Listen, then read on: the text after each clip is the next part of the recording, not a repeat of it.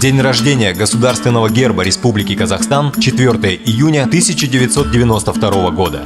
Центральным элементом герба является образ шанырака, верхней сводчатой куполообразной части юрты. Это образ общего дома всех людей, проживающих в Казахстане. Счастье в нем зависит от благополучия каждого, как и прочность шанырака зависит от надежности его лыков, опор. Жерди, равномерно расходящиеся от центра, напоминают лучи солнца и символизируют собой источник жизни и тепла. Центральную часть герба обрамляют два крылатых тулпара. Мифические кони как бы оберегают шанырак с двух сторон и ярко выражают чистые помыслы в стремлении к совершенству и достижении гармонии с мировым сообществом, а также преданность в служении Родине и ее защите. В верхней части во главе находится пятиконечная звезда, символ 5 континентов. В цветном изображении государственный герб Республики Казахстан состоит из двух цветов – золота и сине-голубого. Золотой цвет олицетворяет богатство казахстанского народа, как духовное, так и материальное. Голубой цвет – это ясное небо, светлое будущее, согласие и дружба.